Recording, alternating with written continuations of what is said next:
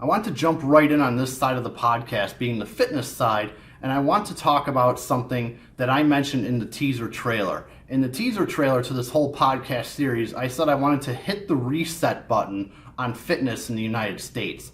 And for me, a lot of people have an unhealthy relationship with their fitness. I have too many people that come in and they're chasing weight loss goals, they're chasing body composition goals. That is their sole focus. And I see people in the gym all the time. I hear of people in the gym all the time, or working out at home, especially during the shutdown, that they are killing themselves at home. They are killing themselves on a treadmill, on a bike, a Peloton, whatever. They're killing themselves with weights and working as hard as they can. But one of the things that I don't hear from many of these people is, wow, I feel better. Wow, I'm moving better.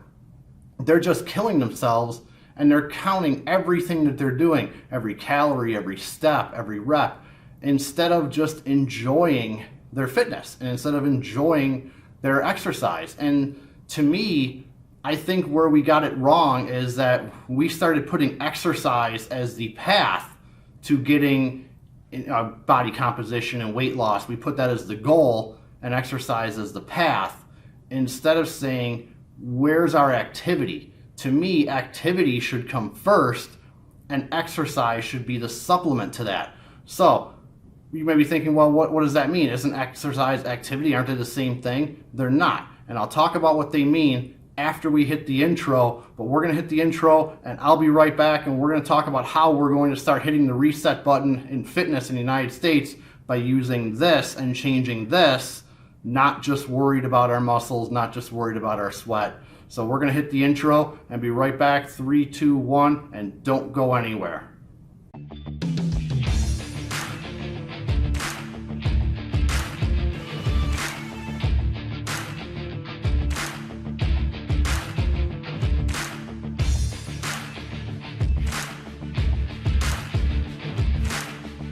Stop defending mediocrity in our profession.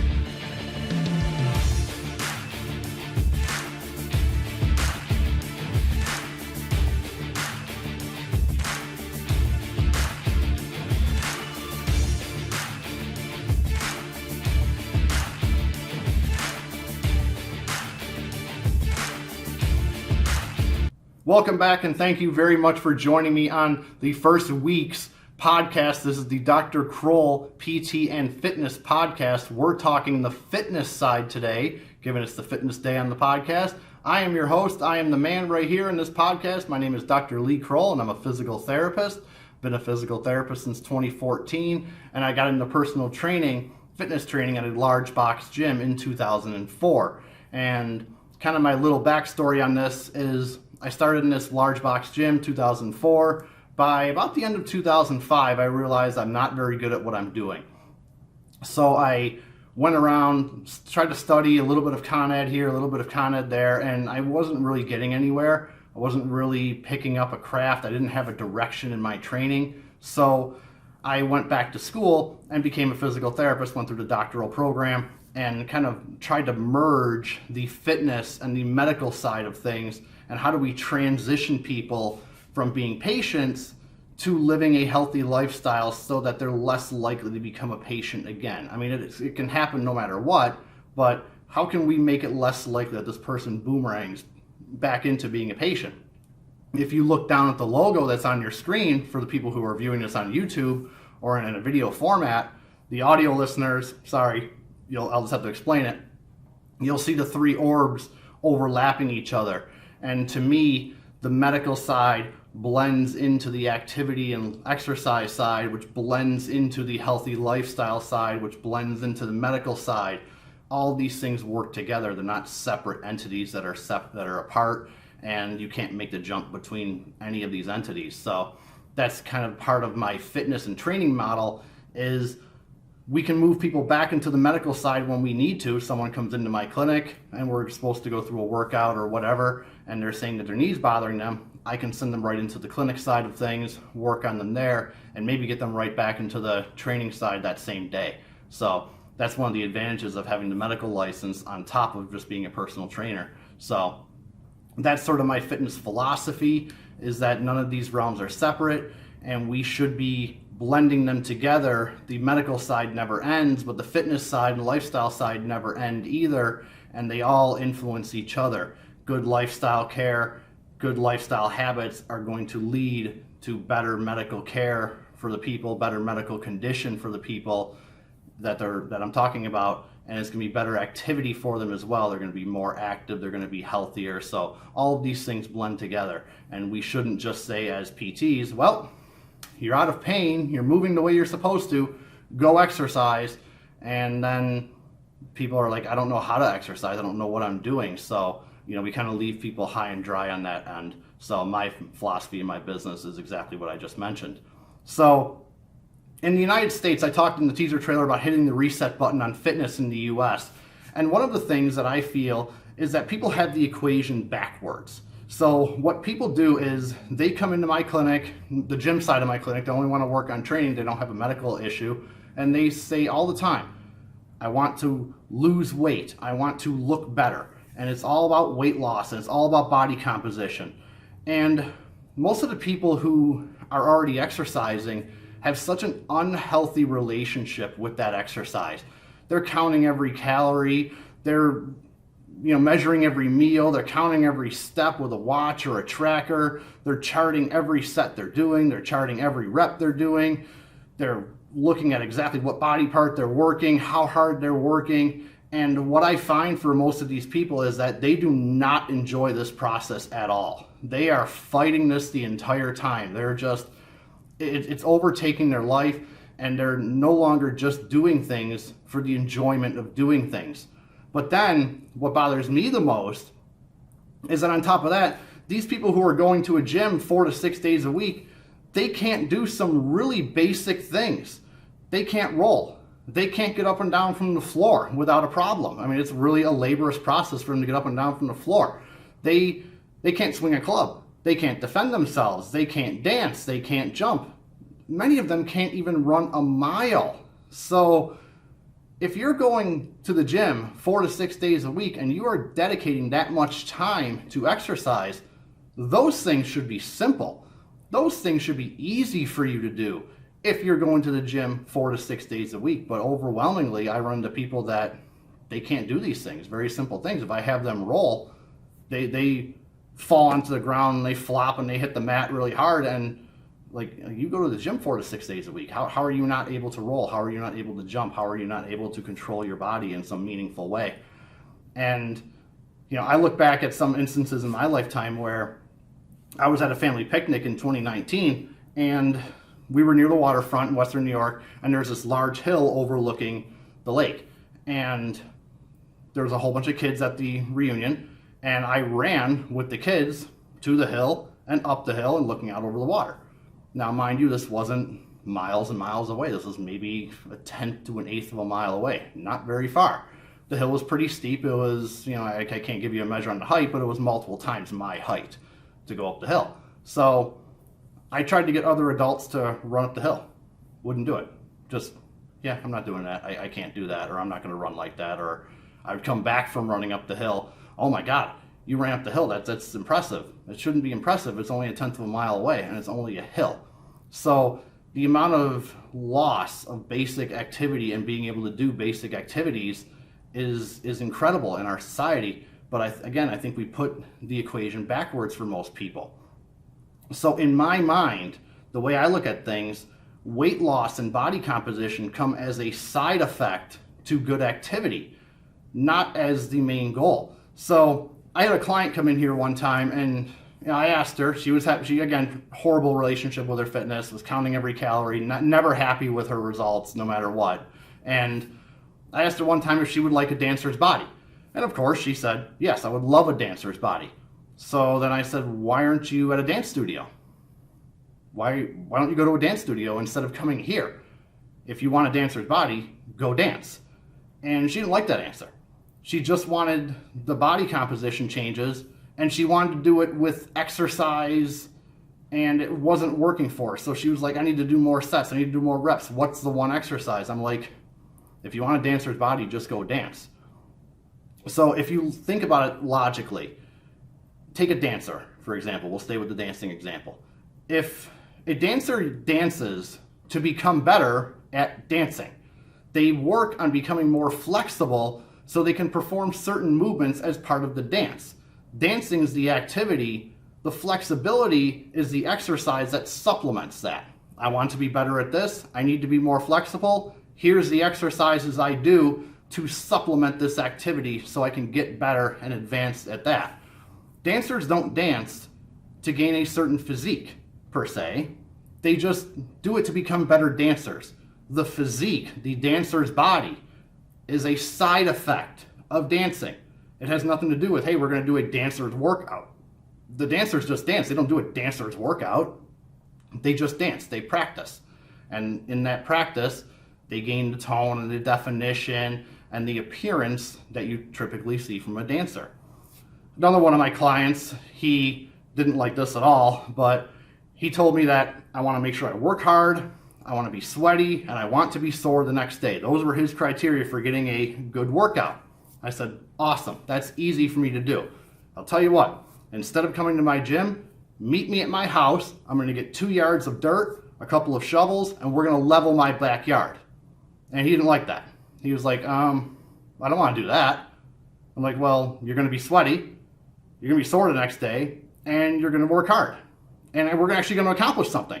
Instead of just picking up an object and moving it from here to there and pushing it overhead and putting it back down, we're actually going to accomplish something. We're going to level my backyard, which will be great when I use the riding mower over the summertime.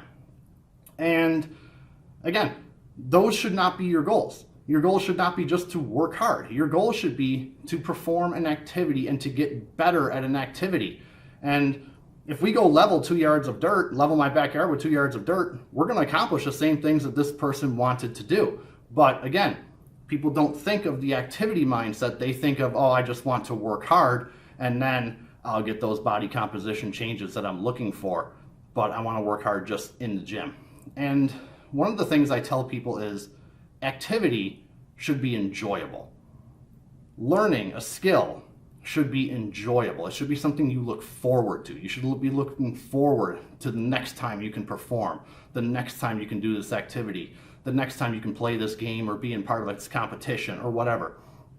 If you dedicate a lot of time to your fitness, then you should be able to acquire the ability to at least move better, and you should feel better. I know so many people that exercise all the time, 4 to 6 days a week.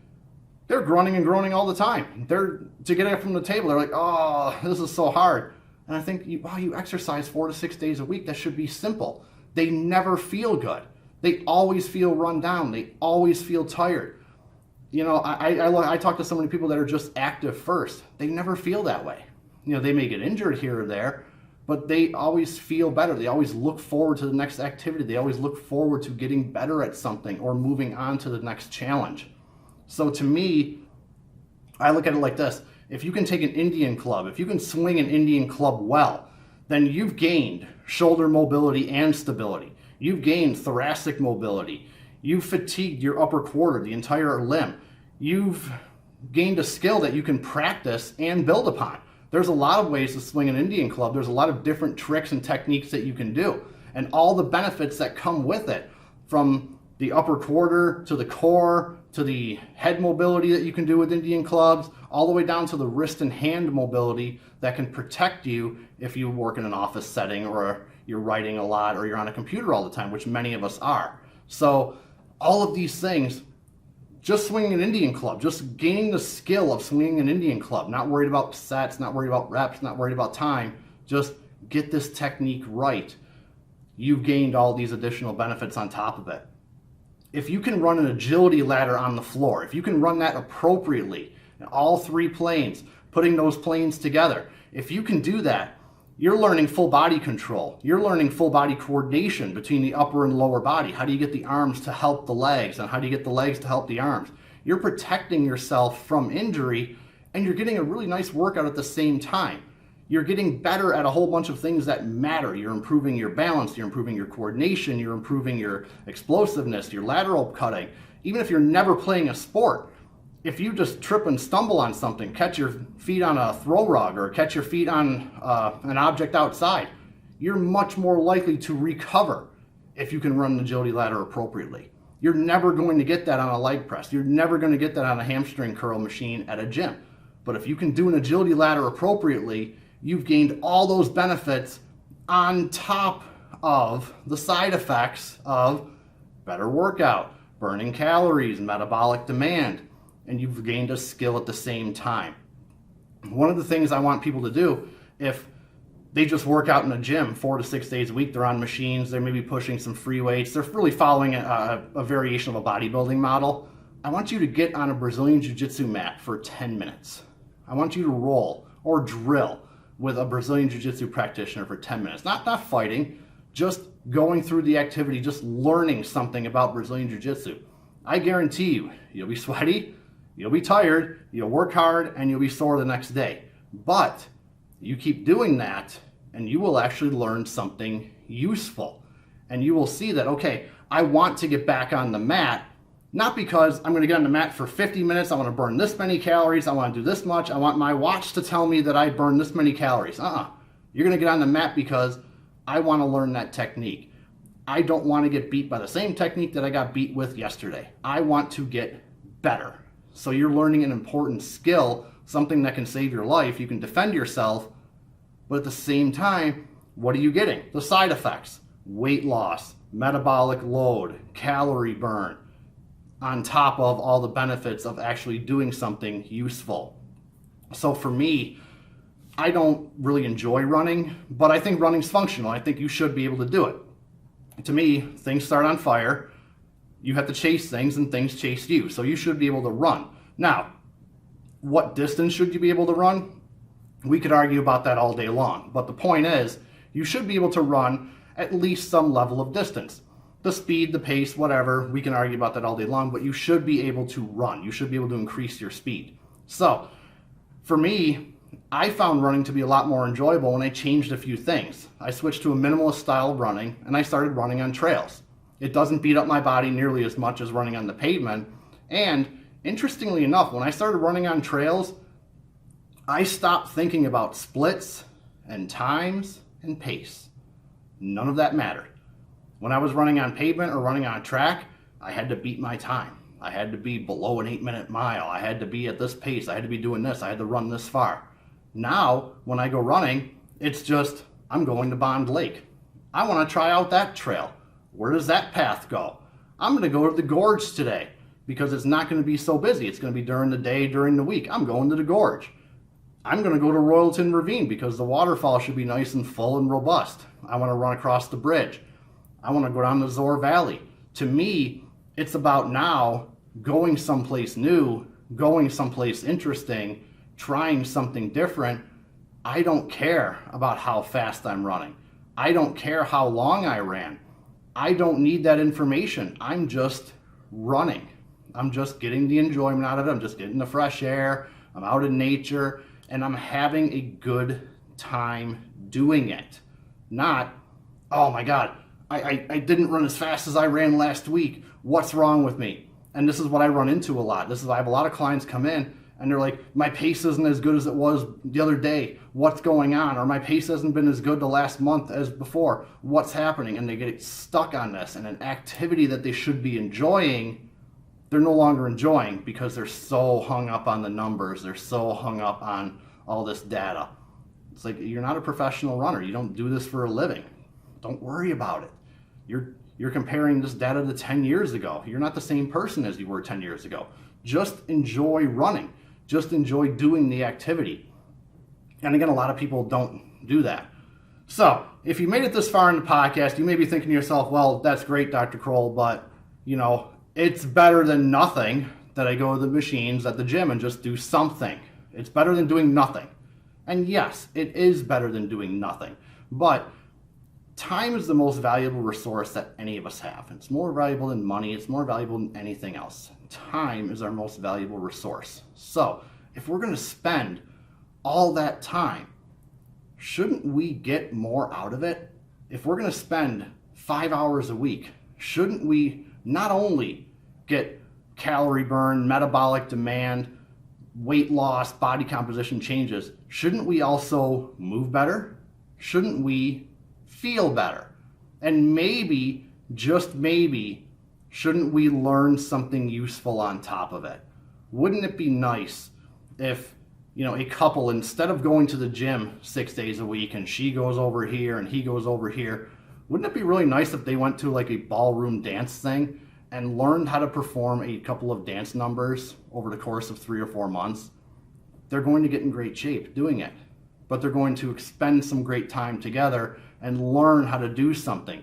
Wouldn't it be nice if a woman, instead of killing herself in the gym trying to get the thigh gap and trying to get her butt to look a certain way, wouldn't it be great if she got on the Brazilian Jiu-Jitsu mat for 6 months and learned how to do something? Wouldn't it be great if she spent a year in a Brazilian Jiu-Jitsu class, maybe got her blue belt by the end of that year, and says, you know what, if something happens to me, I can handle myself, I can defend myself, and I look better, I have the calorie burn, I have the body composition changes, but I've also now gained confidence, I can defend myself. These things are so much more important to me than just the weight loss and body composition. Those are a side effect. The good activity should come first. So, this is just a taste of what I'm going to be talking about on the fitness side of things. I really want to change the way people think and approach their fitness and think more about activity first and exercise as a supplement. Not what exercise should I be doing to get in the best shape, but what activity do I enjoy, and then what exercises do I need to either clean up the problems with the repetition of that activity or make me feel better or make me perform better in that activity. So I want you to think about that. I want you to think about your own fitness journey and the things that you do in your fitness journey and say, what am I really accomplishing? Take a step back and really evaluate, do I feel better? Am I moving better? When I leave the gym, do I actually move better or do I move worse? Am I sore all the time?